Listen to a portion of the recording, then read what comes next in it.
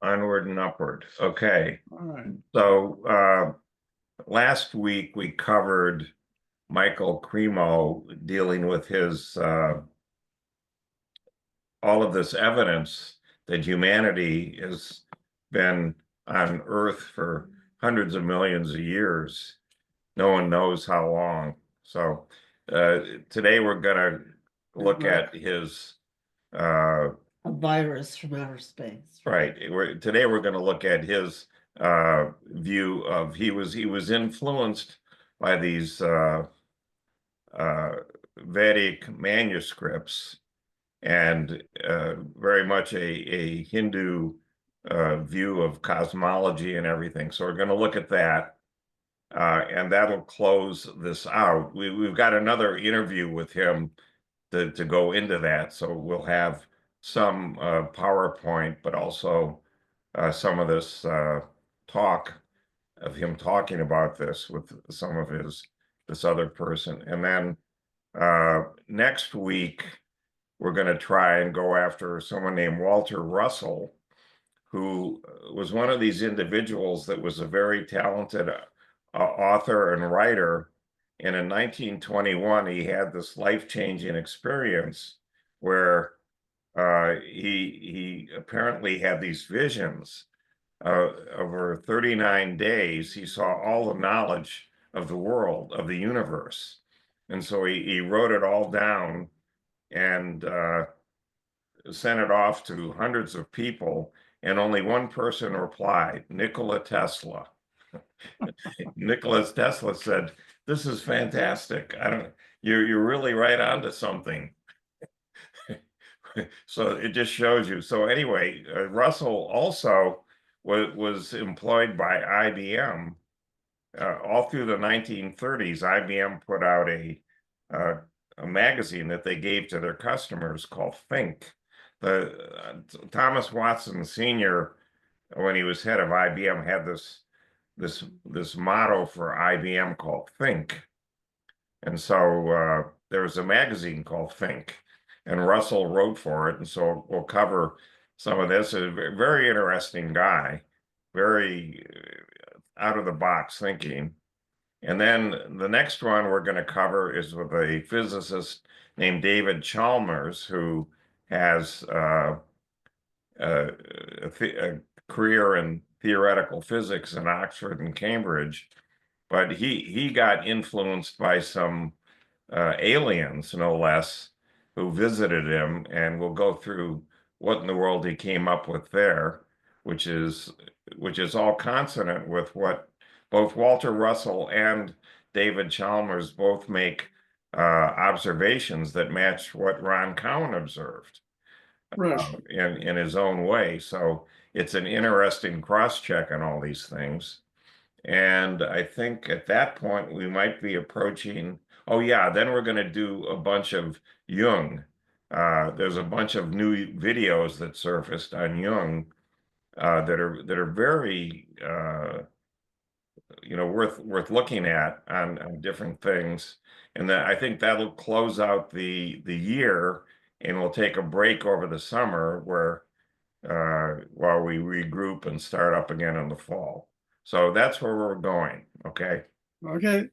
So let me just go to this screen share thing here.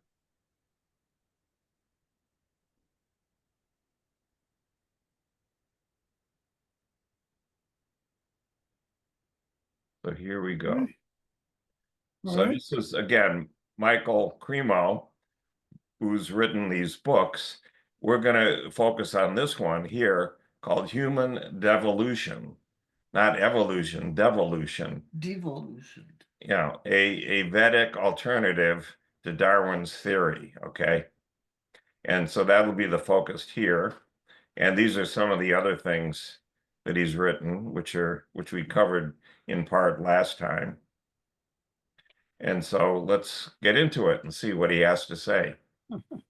So we start with these Vedas, which are this collection of ancient Sanskrit texts that form the foundation of the Vedic religion and Hinduism. And no one knows how they started off as oral. For example, the Yoga Sutras of Patanjali were oral long before they were written down. The same thing with the Vedas, but the Vedas were not as easy to memorize as the Yoga Sutras.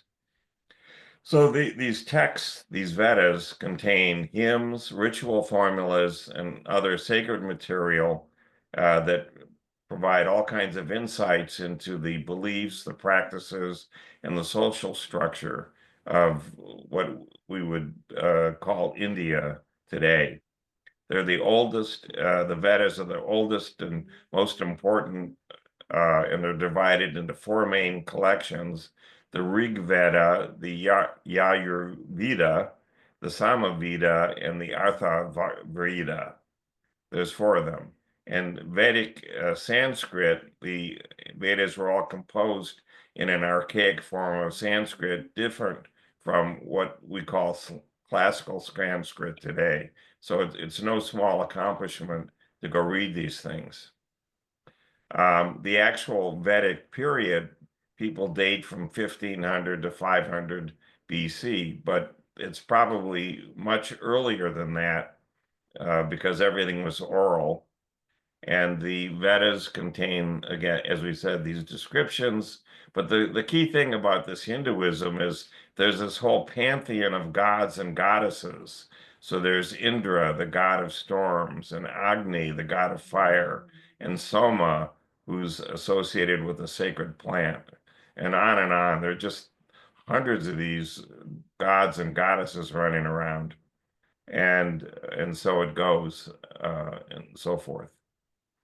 So each of the Vedas has and there's four of them that we saw. There's four subdivisions.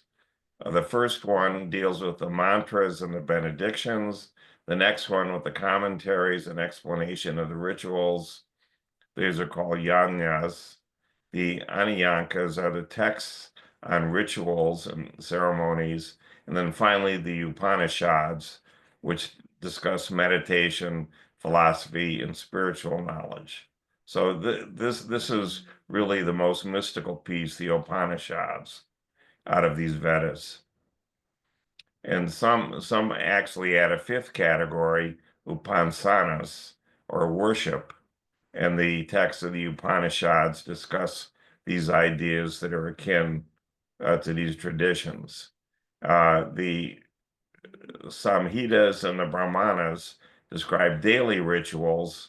We know people that are Indian, and they simply every day do something here following these things. Typically out of the what's the Mahabharata and the Rig Veda. But anyway, there's the ones that we focused on here, the Aniyankas and the Upanishads, are meant for these kind of later stages, more intellectual, more spiritual than the kind of daily rituals. So the Vedas have been orally transmitted since the second millennia BC, but they're very difficult. So there's all kinds of clever memory techniques people came up with. And the second millennia BC is probably wrong. It's probably much earlier than that these things were around. And the mantras that are the oldest part are recited in the modern age for their phonology, but not the semantics, okay? And the semantics are considered to be primordial rhythms of creations.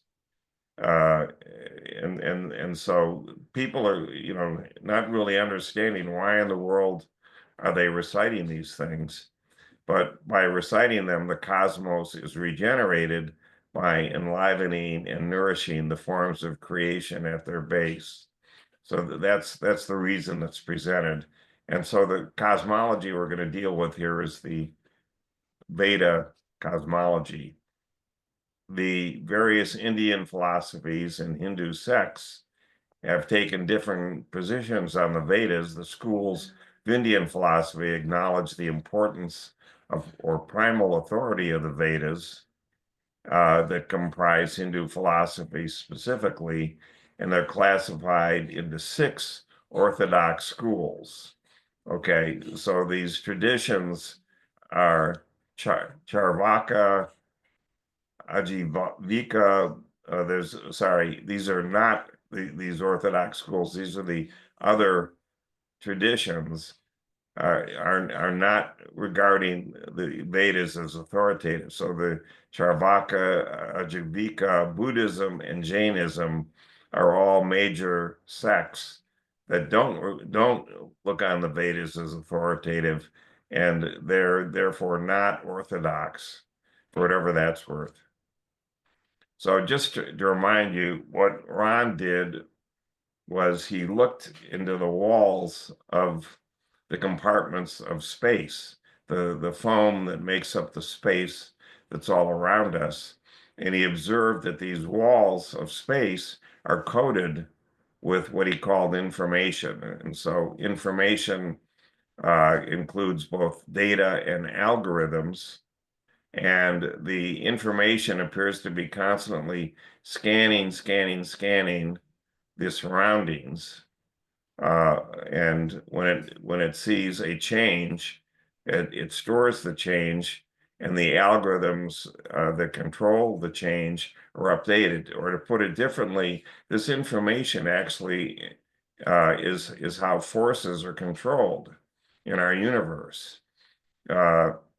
You can read every book you want to on electromagnetism and gravity and on, and they'll never say that there's information that's controlling all of these things. But that's what Ron saw, was this information actually controls everything.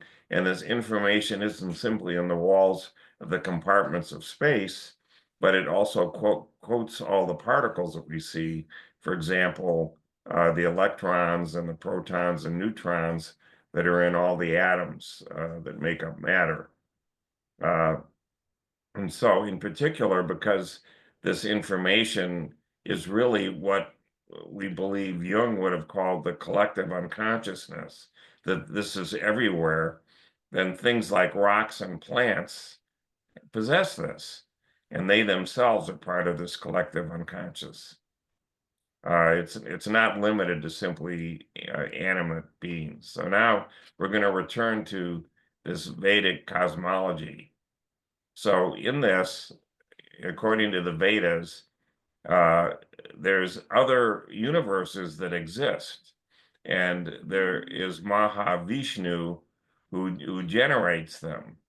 But in each one of them, there's life, according to what we just said. That is, this information that we talked about coats the space compartments of each of these other universes, and that controls how these universes evolve. So is this remotely possible that you could have many, many universes? Well, it turns out, yes, it is. And Ron Cowan actually observed this. He went back and observed how our universe started, and he observed there was a bounce that occurred.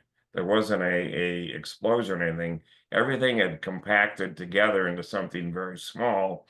And then all of a sudden, it started to very, very rapidly expand.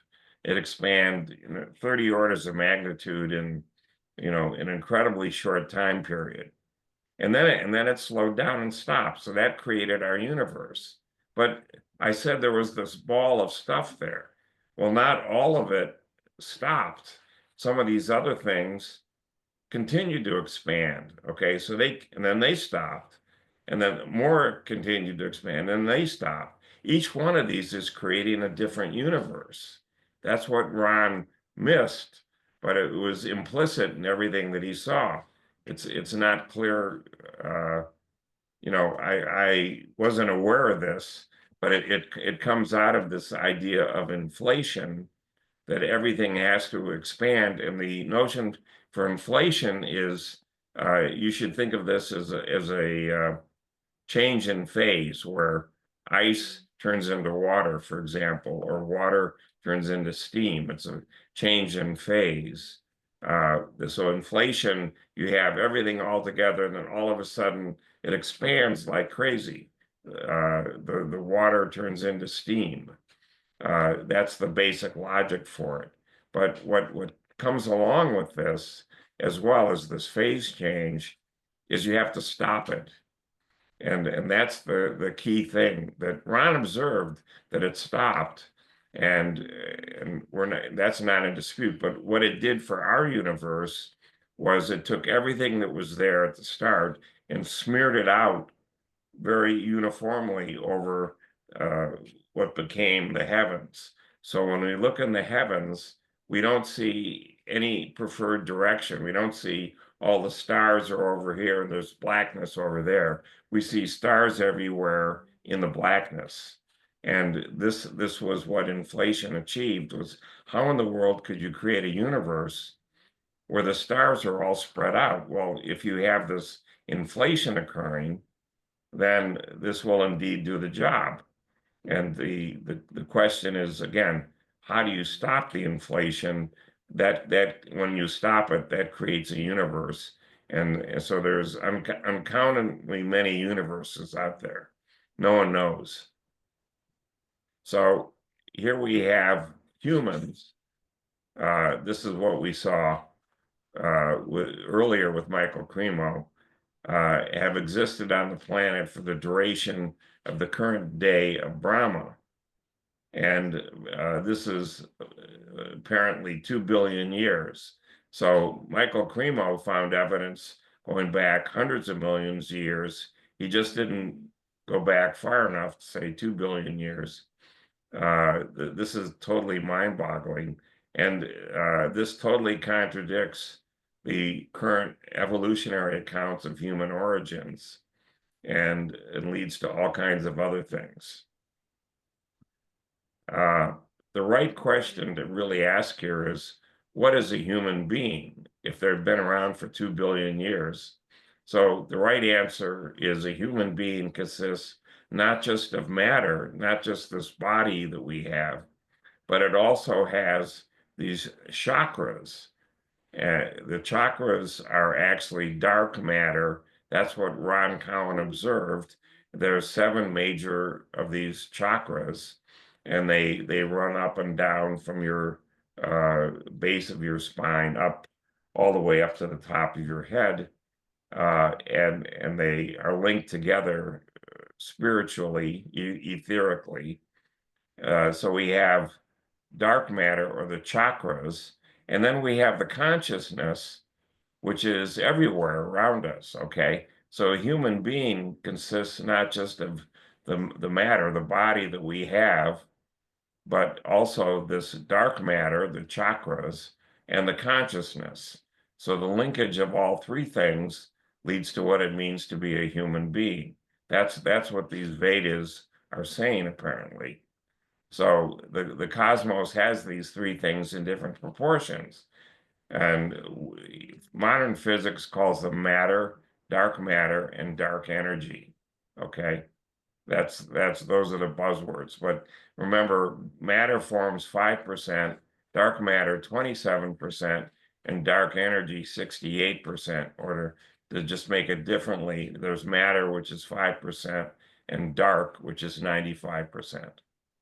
So human beings devolved from these higher realms with this dark energy, that really, where they were spiritual entities, they devolved down into this matter, what we think of as the body. So that's why Michael Cremo was talking about human devolution. We started off in this higher realm of dark energy, and we devolved down, according to these Vedas, into human beings, into these bodies that we have. So today, people don't like that. The conventional wisdom is, there's a very simple story of how you follow Darwinian evolution, and you start off with very simple single-celled creatures, and you build up to multi-celled creatures, and eventually you come up with human beings. The Hopis, again, had a different ring out on this. They said first there were the ant people, then there were the reptiles, then there were the bird people, and now there are the mammals. That's what the Hopis said.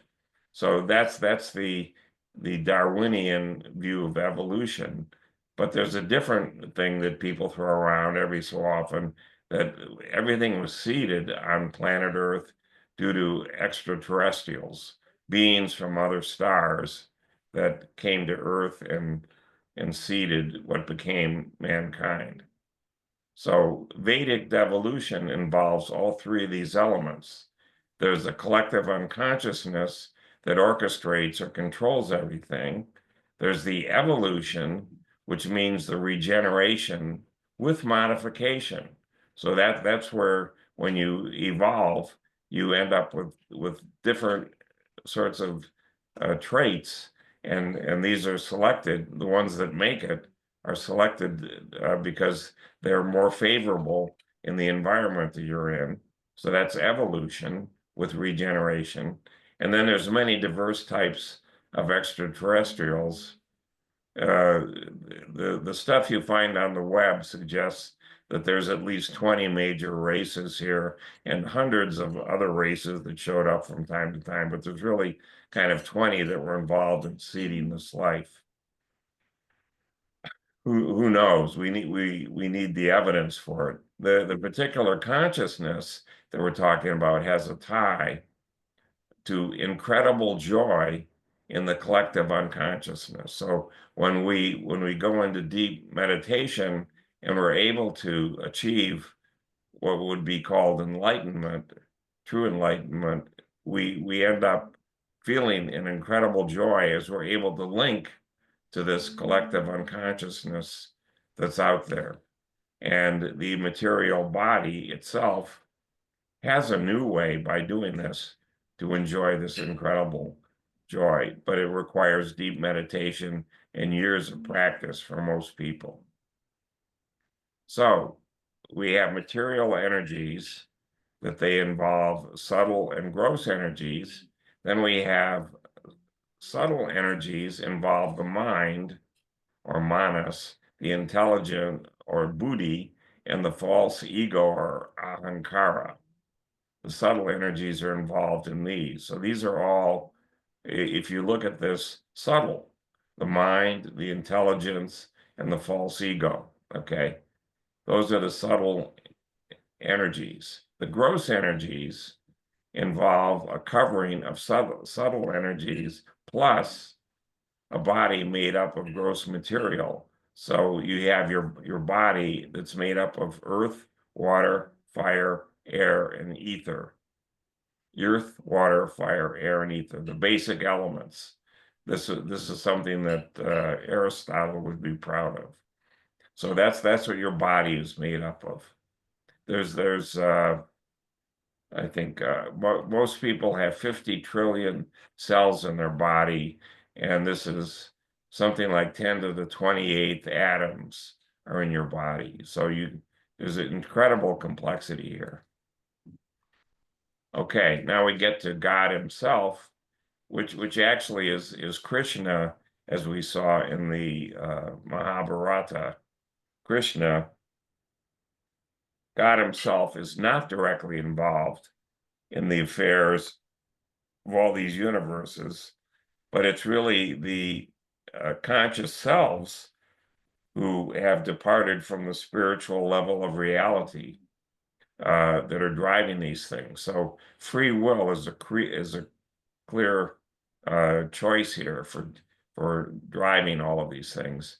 And for this purpose, Krishna is viewed as Mahavishnu, and this is the Mahavishnu is the one who creates all the different universes as that we talked about through this process of inflation, is what physicists would call it. So from the pores of Mahavishnu, every time he breathes, every time anything out of his pores, there come more universes. So there's an incredible, uncountable number of universes, and they're all conscious. They all have this collective unconscious in each of them, and so it goes. So the Mahavishnu expands into each universe as the Skarbhadra, the Kashni Vishnu. In each universe, this becomes a subordinate creator, which is called Brahma in our universe. And Brahma is one of the conscious selves injected into this universe. He's charged with populating the universe, and he does this by manifesting bodies to serve as vehicles for the consciousness, the conscious selves. So Brahma exists on the highest, most subtle level of the material universe. In fact, he's probably spiritual, energetic.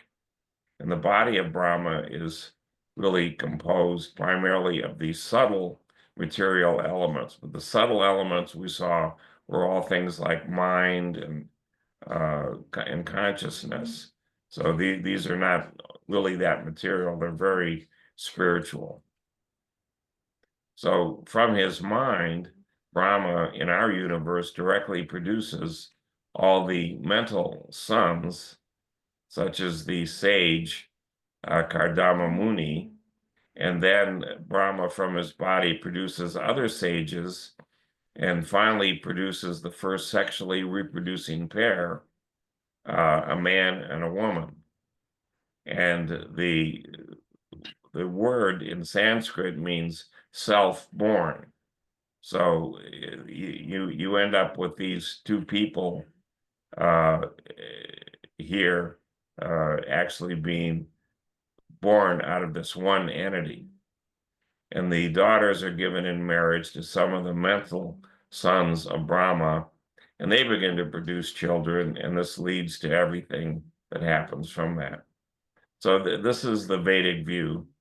When it's time for the production of the forms for souls who require bodies that are made of these grosser material elements, the demigods and the demigoddesses go into reproductive activities. And in doing this, they make use of seeds. And the seeds contain the plans for the forms for each part of the body. In other words, they're talking about DNA and RNA. So in all likelihood, the DNA they're talking about exists not just in the 3 spatial dimensions that we see around us, but there are really 24 spatial dimensions. So the DNA has a lot of rich structure to it in these other dimensions. So now we get down to the basic unit of the Vedic time called the day of Brahma. One day of Brahma lasts 4,320,000,000 years, and it's followed by the night of Brahma, which lasts for the same period. Now, if you remember, we had a class earlier, not this year, but the year before, on the Great Year, and the Great Year was viewed as not this many, but it was I think we dropped 3 zeros off of it, was what we did. And that was what was pushed by this one Indian mystic in the late 19th century. So these things appear to be related in some way. During the nights of Brahma, the body of Vishnu in each universe is entered and remains there until the day of Brahma begins. And then each day of Brahma, each day, which is 4,220,000,000 years, is divided up into 14 periods or epochs. So they each last about 300,000 years. And there's normally a partial devastation between each of these periods. So during this period, the planets of the higher demigods are not touched, but the earthly planetary system is devastated.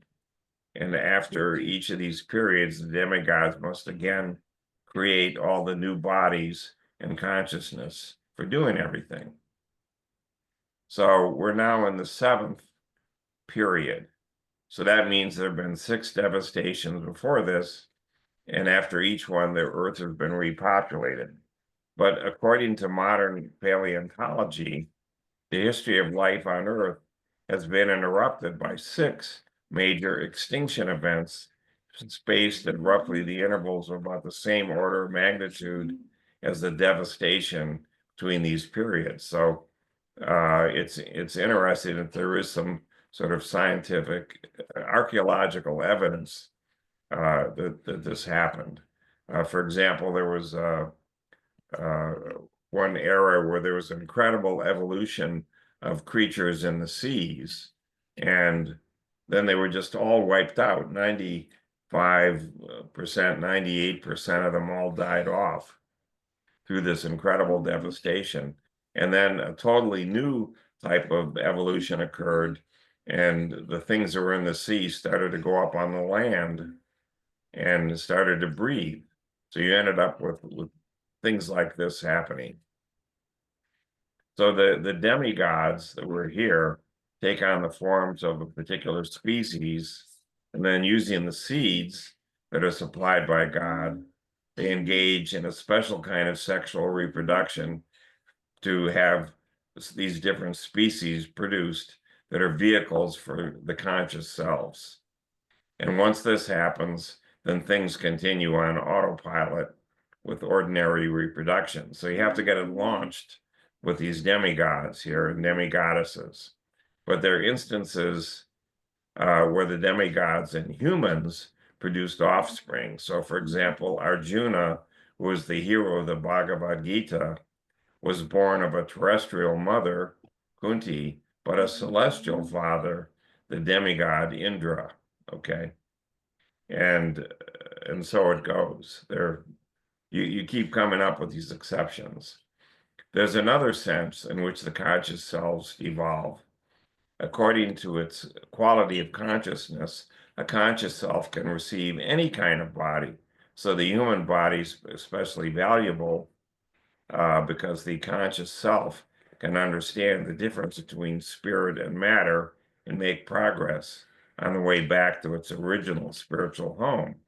However, if a conscious self misuses the human form, it will, after death, take birth in a body not as well equipped for self-realization, and the conscious self can descend into the animal and plant species, or even become a rock.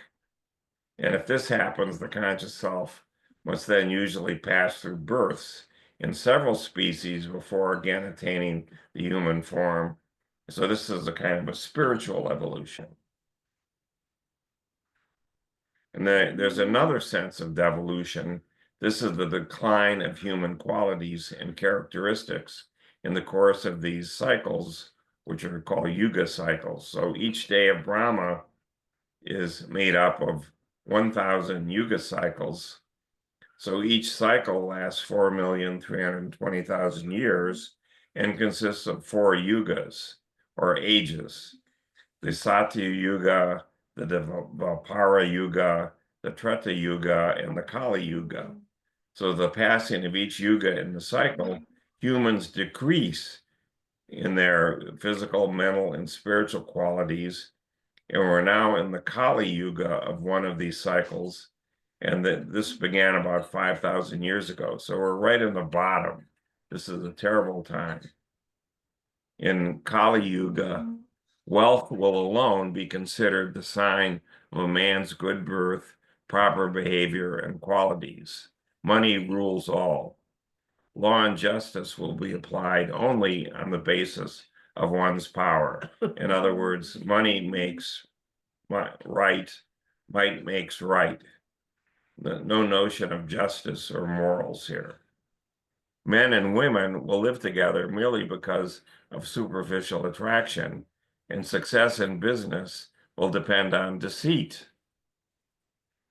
Womanliness and manliness will be judged according to one's expertise in sex. A person's spiritual position will be ascertained merely according to external symbols. A person's propriety will be seriously questioned if he does not earn a good living. So your material standing in the world is everything. One who is not very clever at juggling words will be, who is very clever at juggling words will be considered a learned scholar. Notice it's just juggling words. It's the learned is nothing more than that. A person will be judged unholy if he doesn't have money, and hypocrisy will be accepted as a virtue. Beauty will be thought to depend on one's hairstyle. Filling the belly will become the goal of life, and one who is audacious will be accepted as truthful. So as the earth thus becomes crowded with a corrupt population, whoever among any of the social classes shows himself to be the strongest will gain all the political power. So that's where Trump came from, according to the Vedas. So harassed by famine and excessive taxes, people result to eating leaves, roots, flesh, wild honey, fruits, flowers, and seeds. Struck by drought, they'll become completely ruined. The citizens will suffer greatly from cold, wind, heat, rain, and snow. They'll be further tormented by quarrels, hunger, thirst, disease, and severe anxiety. And the maximum duration of life for human beings in Kali Yuga will become 50 years. The path of the Vedas will be completely forgotten in human society, and so-called religion will be mostly atheistic. The kings will mostly be thieves. The occupation of men will be stealing, lying, and needless violence, and all the social classes will be reduced to the lowest level. Family ties will extend no further than the immediate bonds of marriage. Most plants and herbs will be tiny. All trees will appear to be dwarf-like trees. Clouds will be full of lightning. Homes will be devoid of piety, and all human beings will have become like asses. So there you go. Oh, yeah. So at the time, the Supreme Personality of the Godhead will appear at that time on earth, acting with the power of pure spiritual goodness. He will rescue eternal religion. After all, the impostor kings have been killed. The residents of the cities and towns will feel the breezes, carrying the most sacred and fragrant of sandalwood paste and other decorations of Lord Vasudeva.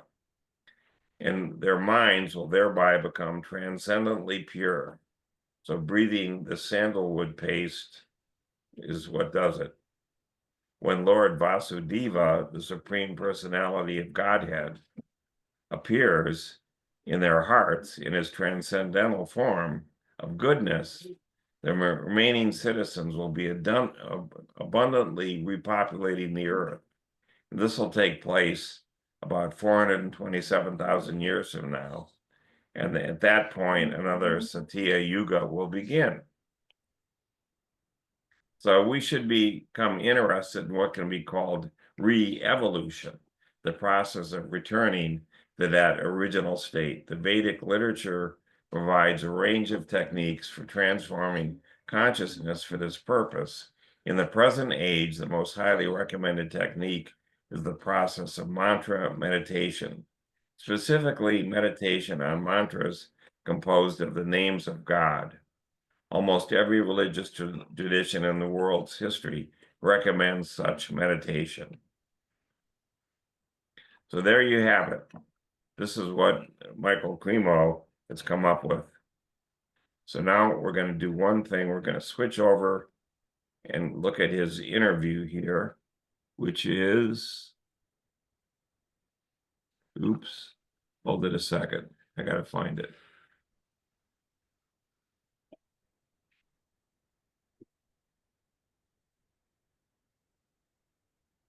Oh, here it is.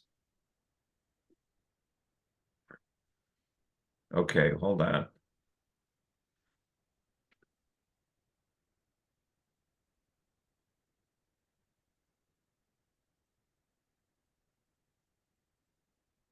This is an interview, again, Michael Cremo on this material. I'm going to do two things. I'm going to put in closed captions, and I'm going to crank up the speed a little bit, just because it's going to take a while to do this.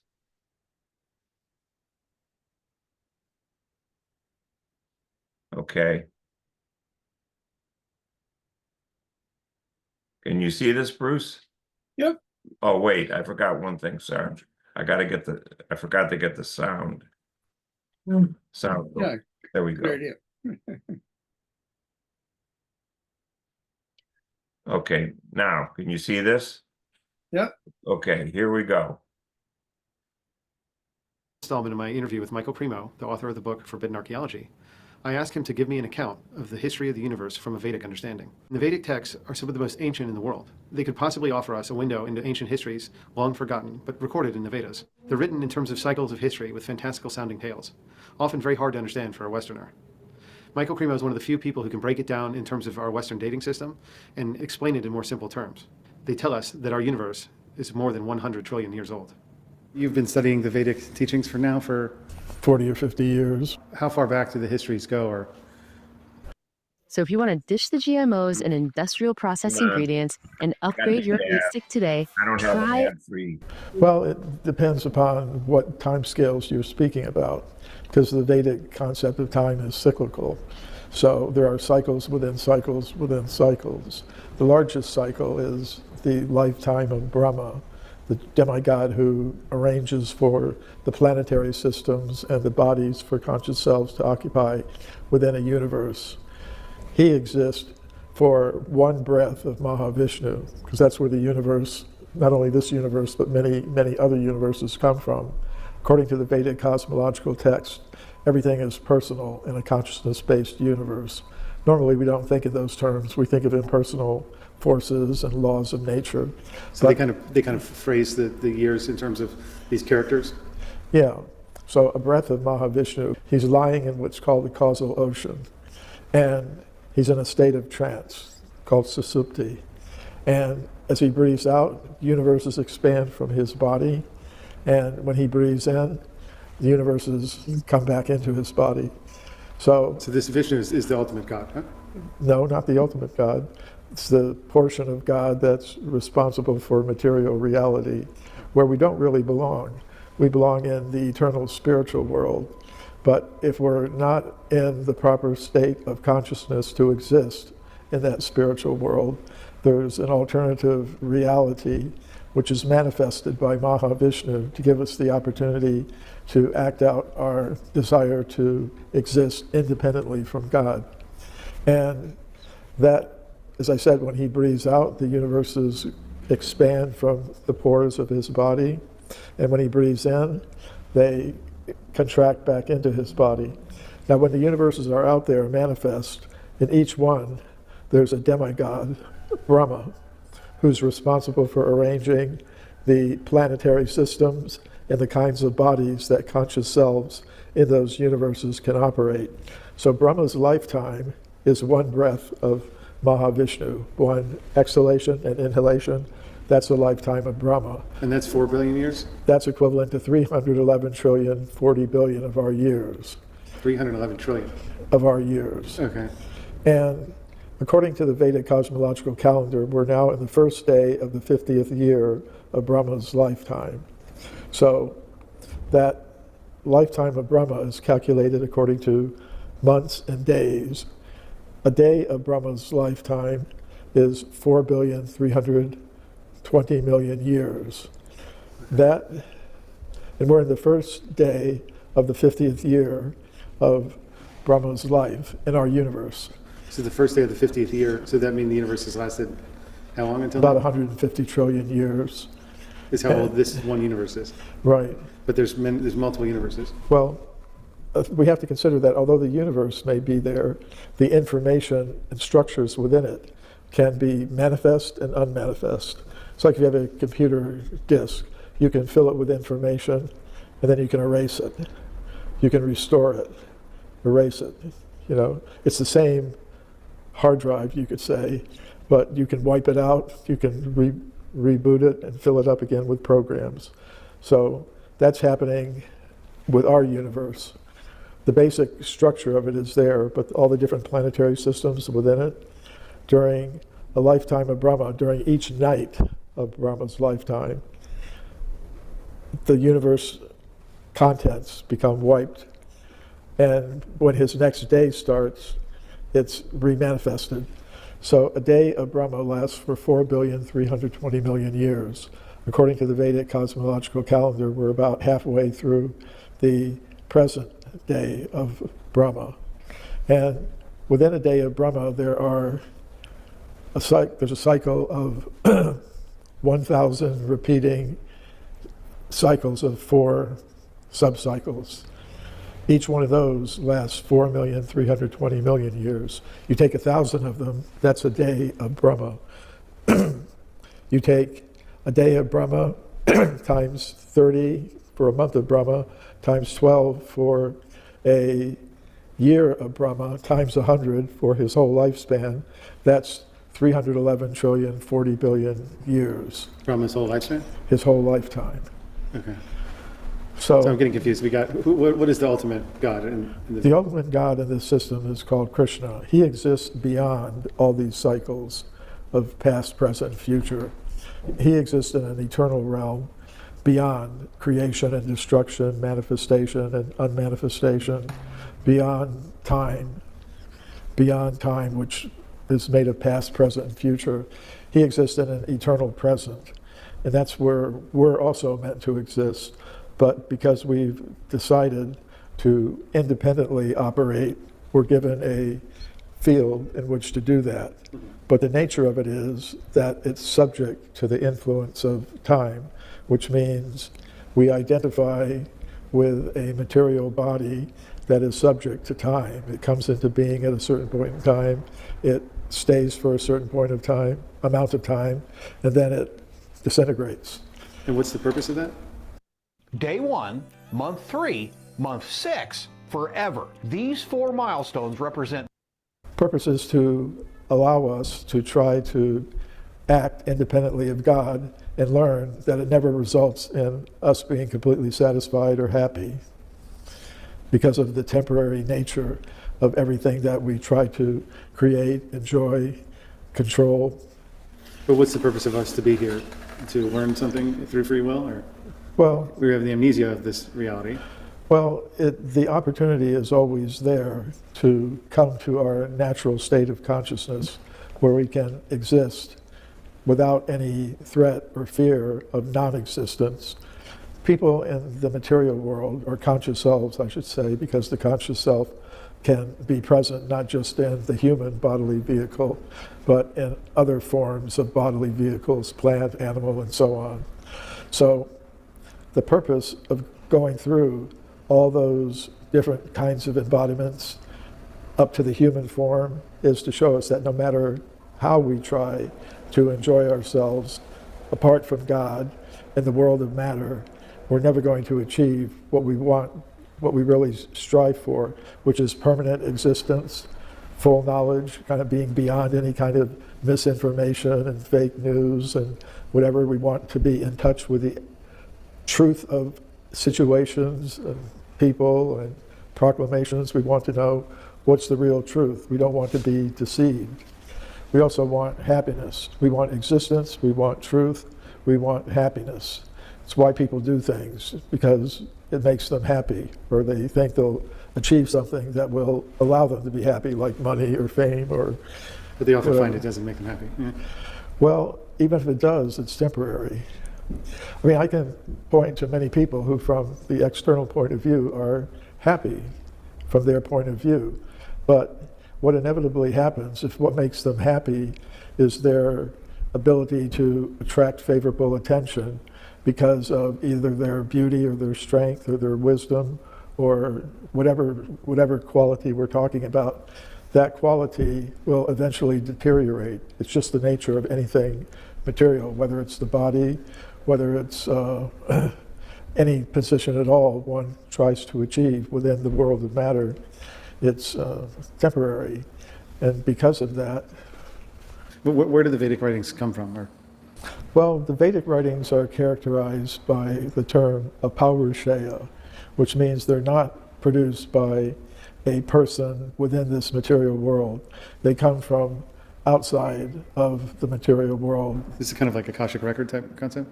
Sort of, that's a version of it. But it's based on the idea that there is a conscious, individual, personal God, you could say, that possesses the knowledge necessary for us to achieve a platform of being qualified to exist on that same eternal level. He's capable, he has that knowledge, he's capable of expressing it, which he does in the form of transcendental sound, which descends to this level of reality through channels of spiritual teachers who are representatives of that God, you could say. I kind of don't like to use the word soul and God because sometimes people think, well, that's religion. And religion requires belief or faith, and I'm just not into that. I just want to know directly what is real. Mm-hmm.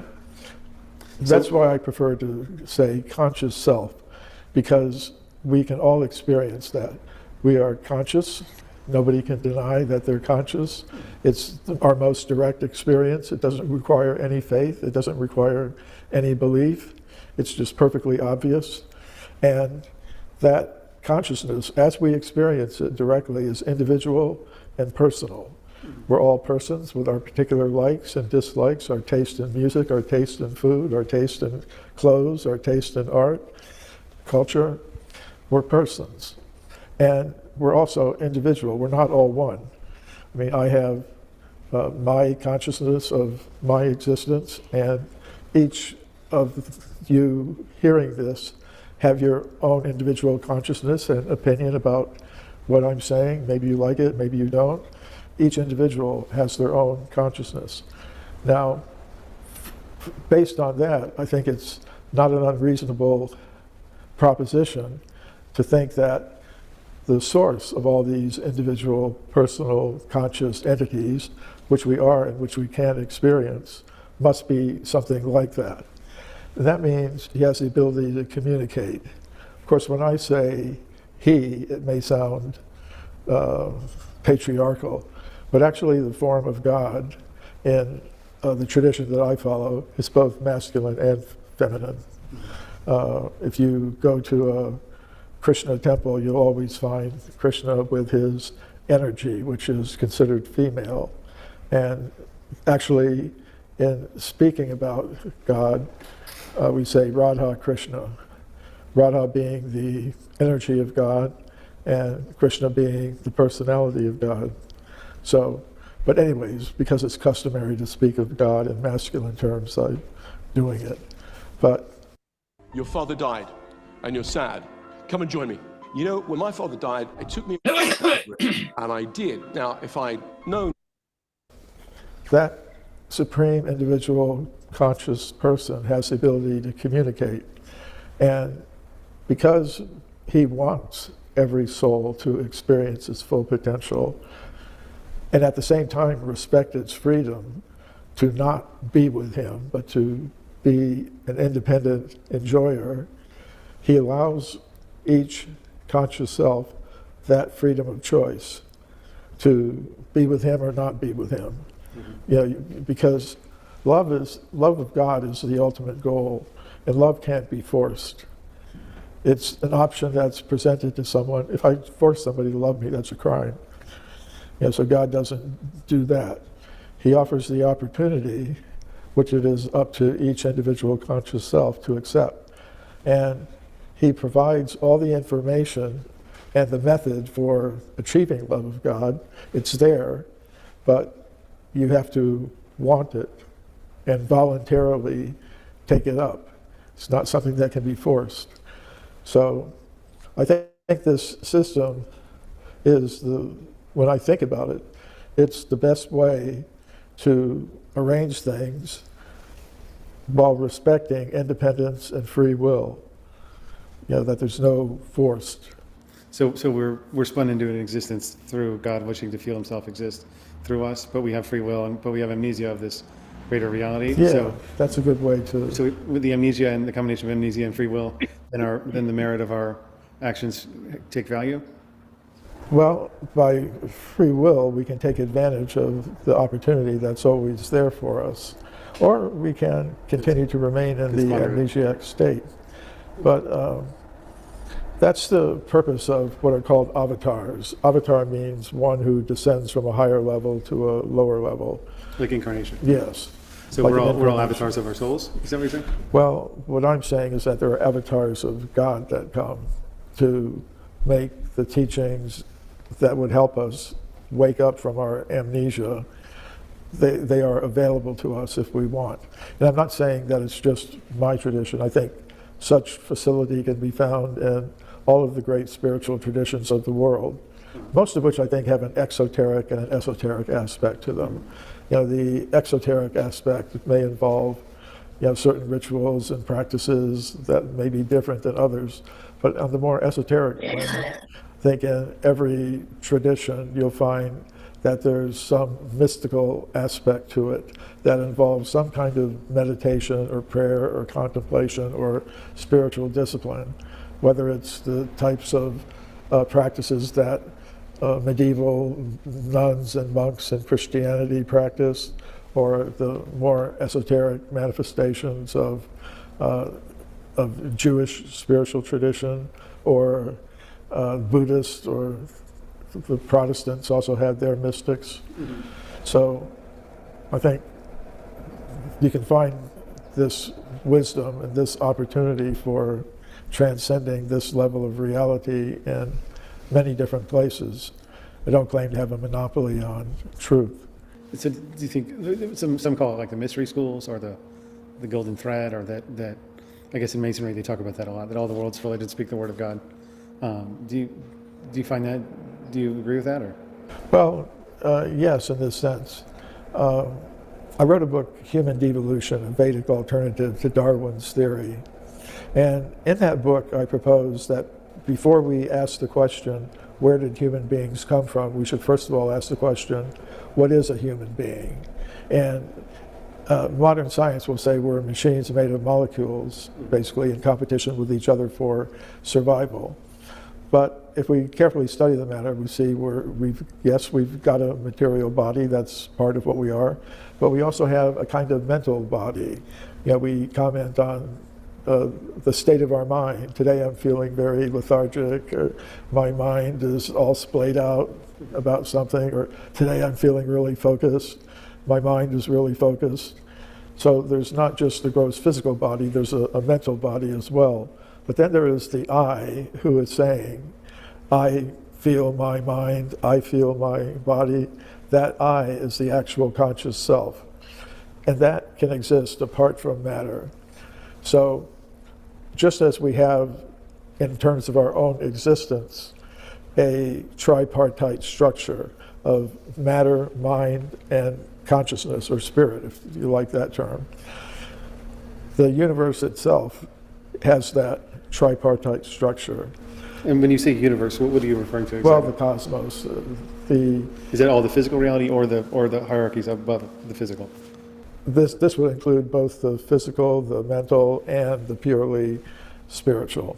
Okay, so you're thinking there's like Krishna, and he created these demigods that are in charge of these different universes, and these universes include a spiritual, mental, and physical worlds, like a whole hierarchy of dimensionality? The fastest growing scam of 2025 is spreading like wildfire and wiping out bank accounts.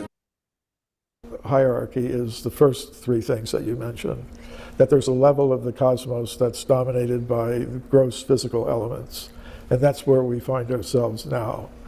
Then beyond that, there's a realm of more subtle mental energies, intellectual energies, that is inhabited by beings adapted to the conditions there. And down through the ages, people have had different names for them: angels, gods, goddesses, jinn. There are different names that different cultures have attached to them. Mm-hmm. And then beyond that, there is the level of pure consciousness, or spirit, and it's inhabited by beings adapted to the conditions there. Mm-hmm.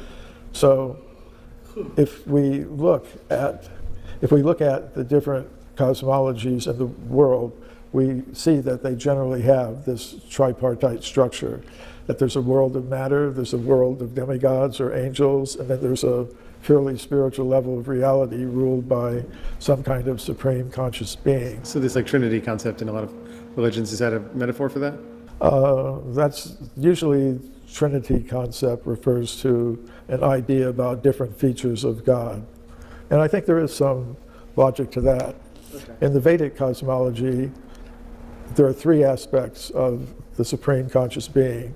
One of them is called supersoul. It means the presence of God in the heart of each living thing. Actually, within every atom, God is present as a witness. Mm-hmm. And beyond that, there is the all-pervading energy of God, the white light, the Brahman. And then beyond that is the actual personality of Godhead.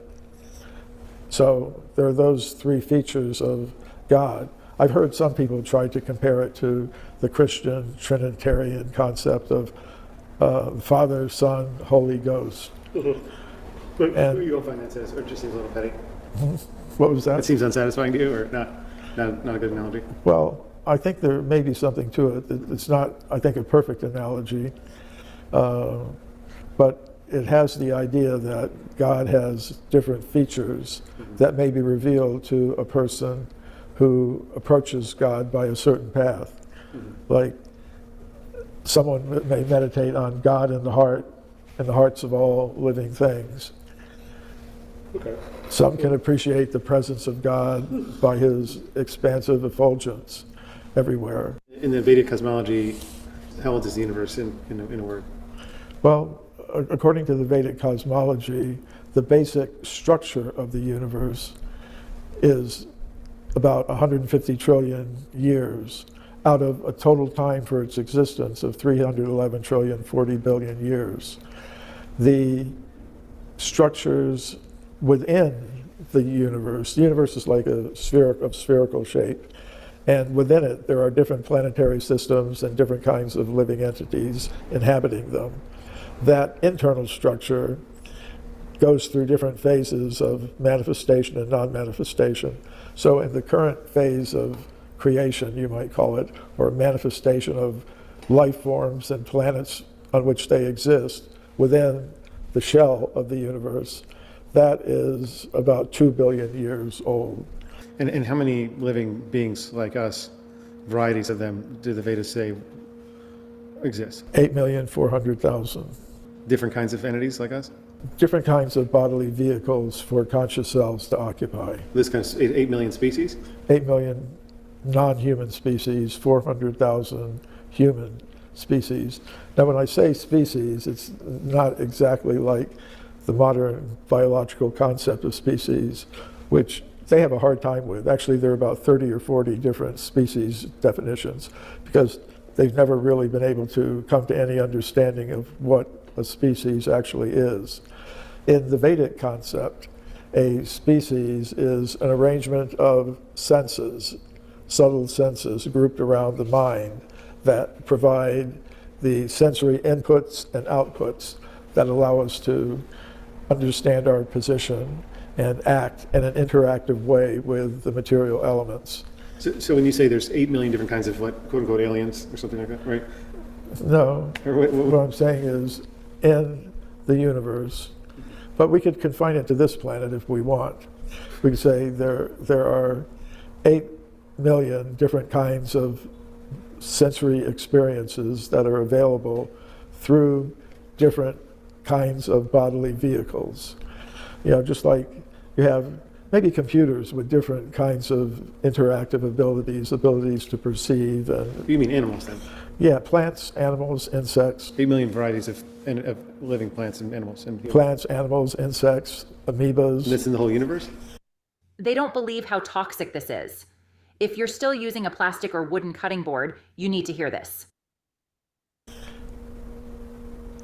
They would cover the entire universe. And then as far as 400,000 humans, are you saying humanoid? Human-like species. So that would mean there's kind of like Star Trek, kinds of bodies. like Star Trek, all the different kinds of. Yeah, Yeah, different, and that would include, angels, demigods, jinn, all different types of humanoid creatures. Huh, okay.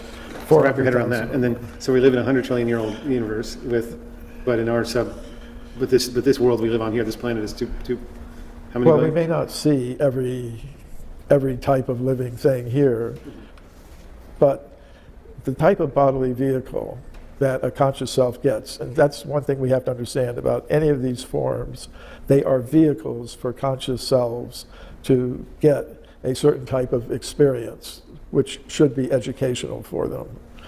But all of them may not be visible here. Like, we don't see Tyrannosaurus Rex bodies around us in living form these days. That's because there are no conscious cells that require that type of body. Mm-hmm. There are certain clothing companies, computer companies, they only make something when an order comes in for it, like Dell Computers or something. They have all the parts and plans for all different types of computers, but they don't actually make one until somebody orders it. So if in the world, on our planet, at this time and place, there are a certain number of conscious selves that have different desires, different karma, sometimes we call it, that are appropriate for different kinds of bodily vehicles.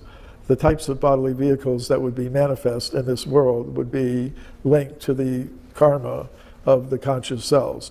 If there are conscious selves that require bodies of dinosaurs, they'll be there. So that always kind of confused me in the concept of reincarnation. I understand a person going to a person again, or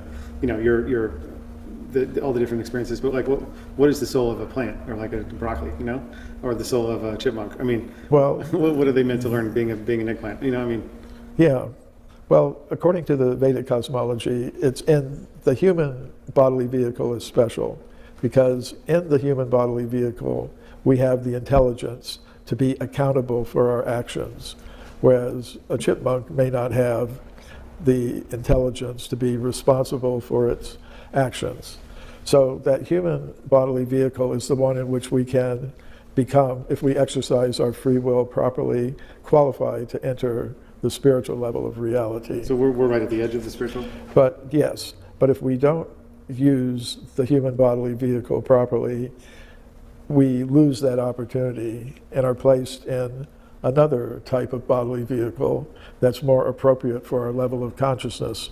Then the progression from that bodily vehicle back to the human form is more or less automatic. You're not being held responsible for your activities as a chipmunk, but you're working off gradually your karma until you again come to the human form. But the human form, like I said, it's a very advanced type of vehicle. And you require a license for it. So we have a lot of responsibility here. Like if you drive a car, you have to have a license. If you're a pilot, you have to have a pilot's license. If you misuse the vehicle in such a way that you put yourself in danger and other people in danger, you'll lose your license. Can we put the Forbidden Archaeology book in the light of this other understanding?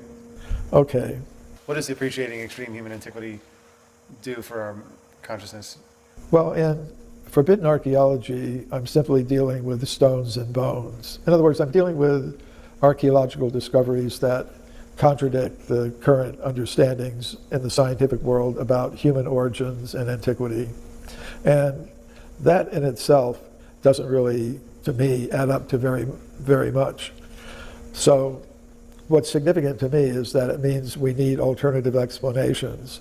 And the most satisfactory ones are the ones that involve consciousness, because that goes beyond the stones and bones of archaeology. It takes us into another realm.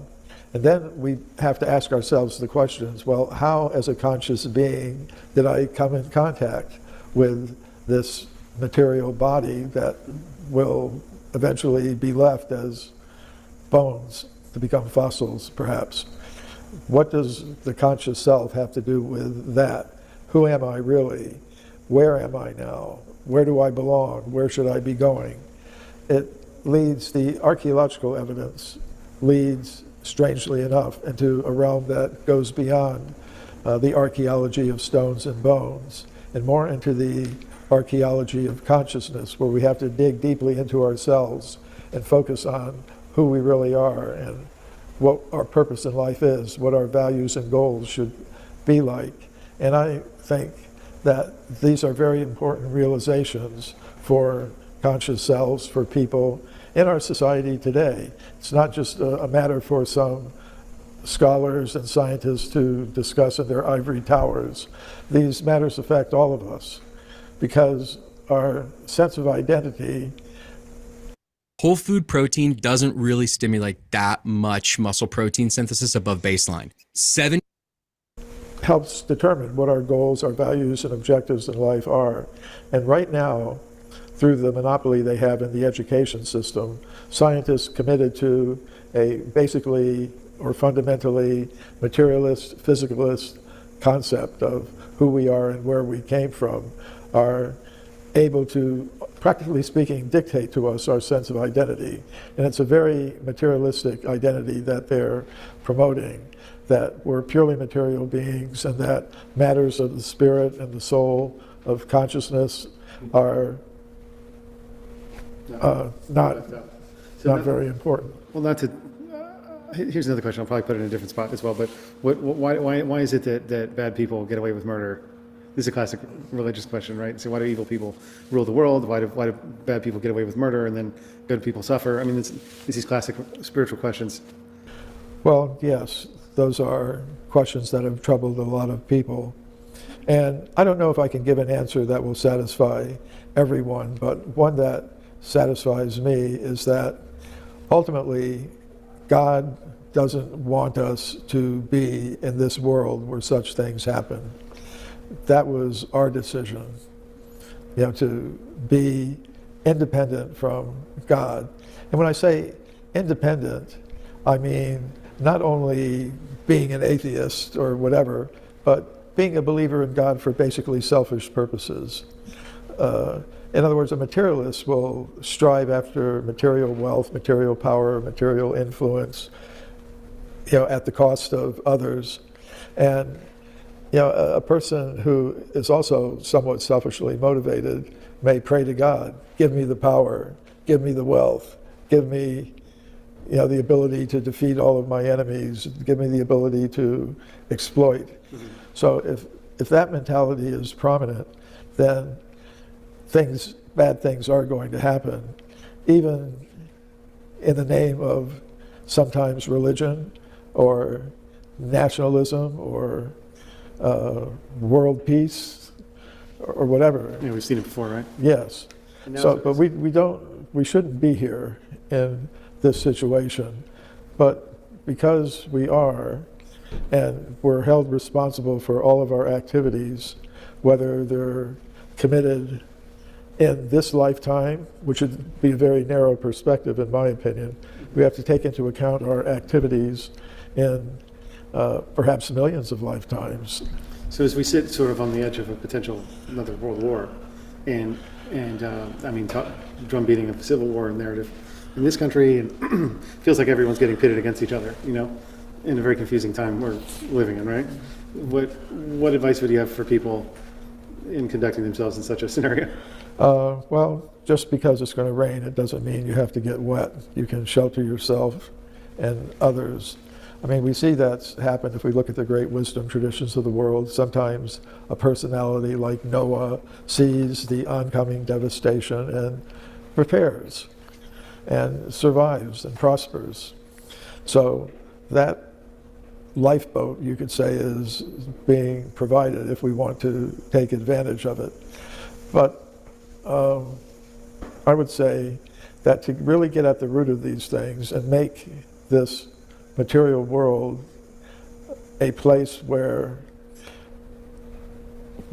such things don't happen to the extent that they are appearing to do these days, we need to come to an understanding that we're all beings of pure consciousness. We all come from the same source. There isn't any need to divide ourselves up into competing groups based on superficial identification with various aspects of our material bodily vehicles, be it in terms of race, gender, nationality, religious orientation, whatever. If we can appreciate that, then that would be a step forward.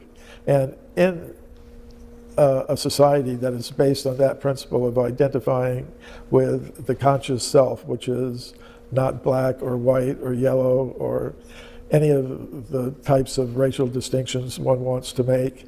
It's not of any particular class. It's not of any particular nationality. It's ultimately on the spiritual level of existence. It's not of any particular religion. With a legacy of excellence that spans over 100 years, we offer the finest object art from around the globe. If that can be achieved, then people could live together cooperatively and satisfy their material needs in the most simple, natural, efficient, fair, and just way possible, while putting most of our human energy into developing the resource of consciousness, with the idea of transcending this level of reality and achieving a state beyond time, beyond ignorance of all kinds, beyond all types of suffering. And so the practice is to feel that in yourself? Feel it in yourself and recognize it in others, and realize it's all coming from somewhere, Wow. from a benevolent personality. Well, great. That's pretty. How you feel? Sounds pretty utopian. Yeah. But, So you think we just reincarnate again and again to try to taste this in an effort through free will and amnesia to come to these sense of spiritual peace?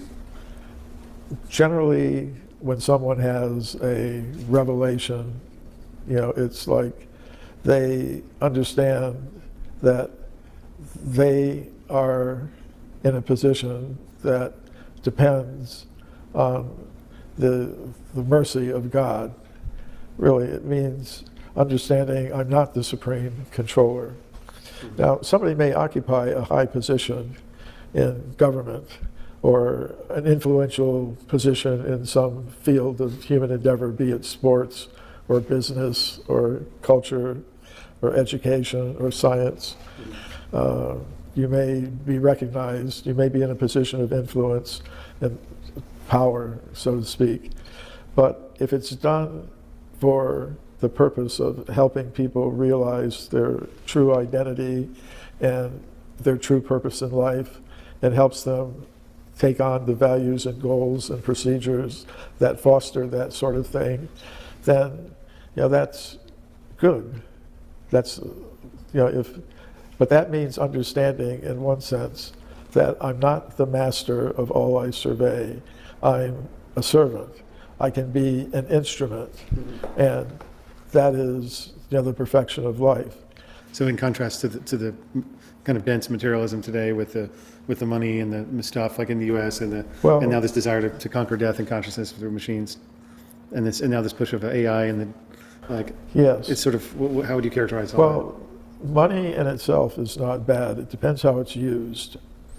For example, I know a wealthy person who contributes very liberally to activities like building institutions to help educate people about these principles. So it's not that having money in itself is an obstacle, it's how one uses it. If one uses it in a way that doesn't foster real self-realization and God realization, then you could say it's not really appropriate. But even that has different levels.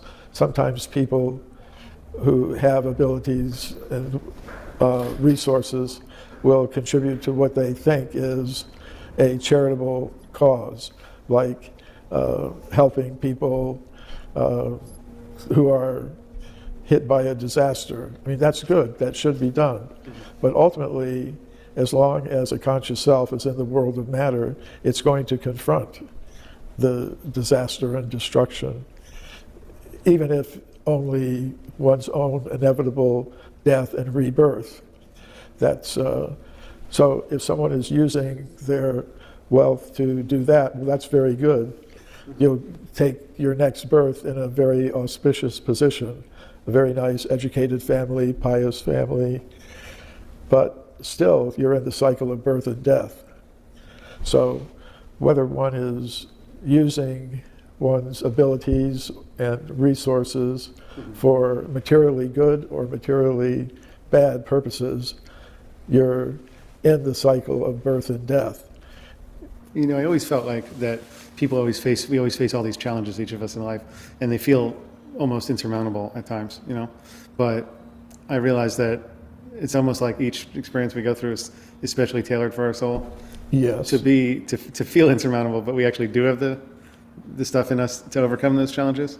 But it seems sometimes it seems overwhelming, but it's like the stuff's there, and it's like tailor-made just for us to be able to overcome it. And sometimes we don't, and we fail and die, and sometimes we do, and that's kind of the myth of the hero's journey, you know, of overcoming the opponent. Do you have any comment on that? Or? Well, yes, I think there is a narrative for all of us. There's a arc of character development. You know, it's definitely there. And I really resonate with the idea that there seem to be things that are designed especially for us. To me, it's one of the most convincing proofs of God's existence, that God knows everyone's heart. He knows the thing that can really get you. And sometimes it's a very specific thing. You know, like you do something and you know, you get some reaction to it that is totally appropriate, like individually designed for you. But at the same time, there are also opportunities that are presented to you that you can tell are specifically tailored and designed to give you a chance to take the next step.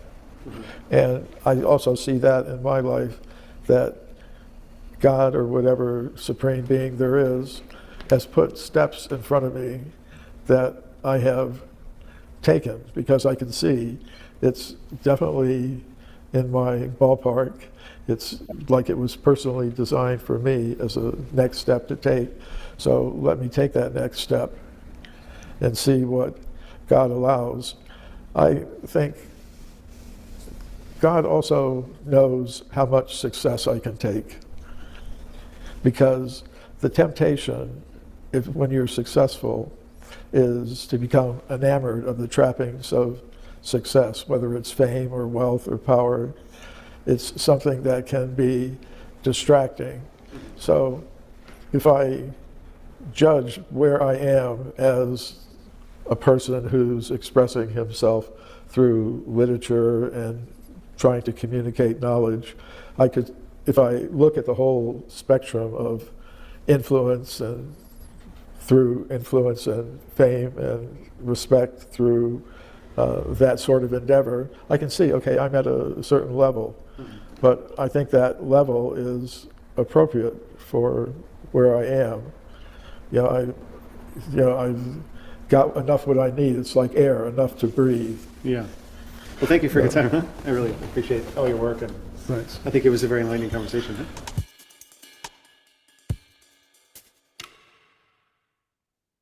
Imagine making 450.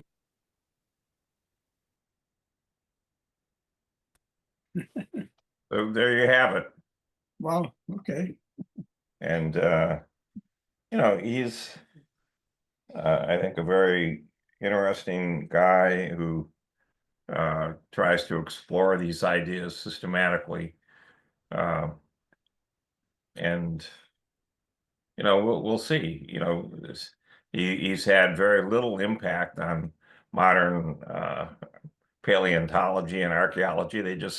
He comes back with all this evidence that to me is very convincing, and people poo-poo it and say, no, that couldn't possibly be right. There can't be people millions of years ago, tens of millions of years. That's ridiculous.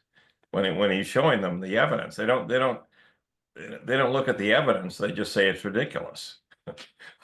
So that's one side, and here's a different side to him, dealing with this Vedic side of things. So I think it's worth listening to him to see, and I think it's interesting that Ron Cowan touched on in his observations many of these things that were raised here. It was a great set of observations by Ron that I don't want to have lost. So, Right.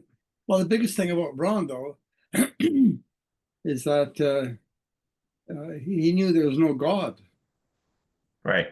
I mean, that's one of the things that Ron and I kind of used to joke about. Is everyone thinks they're going to meet or see God when they die, and they're going to be disappointed. Yeah, that was one of the first things he said to me, and I said, I don't think there is, an entity called God. Right. But that's also this man does either. Yeah, I don't think he thinks there's a God. Like that. No, that's not what who he's does? talking about. Who? It's just not what he's talking about at all. Well, he still thinks there's a God, the way he's talking. No, he doesn't. Not the God that you're reducing it to. That's not the God. That's not what he's talking about. He's got some abstraction of some sort that he's applying that label to, but it's if you cornered him and said, "Is this God?" he'd say no. Yeah, we are, but it's still God. I mean, this is the fundamental aspects in Buddhism, is that there's no God, but there is awareness. Well, I think he would talk about some kind of singular consciousness or something. I don't think he's talking about God as a person on a cloud. I'm sure he's not. I'm sure he's not talking about that kind of God that's written about in the Christian Bible. I don't think that's even what they're talking about. Yeah, but he's still using the concept of God to explain aspects of consciousness. It's an arrow that's pointing toward something. Yeah. It may be primitive, but they don't mean God with a white beard sitting on a throne on a cloud. That's not what they're talking about. And I think if you keep reducing it to that, you're missing out. Yeah, he's just trying to popularize here this Vedic ideas. Yeah, I understand. It's really more like a unity. It's not a thing, or much less a personality. Yeah. But there is this unity that, on the one hand pervades all the atoms, but on the other hand, it transcends all the atoms. But it's not just an atom, and it's not all the atoms. It's beyond that. Yeah. But it's a unity of a kind.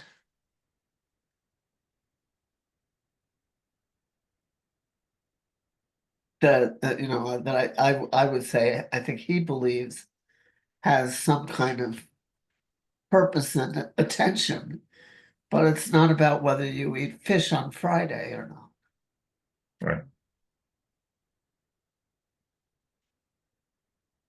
Right. No, to be resumed next week.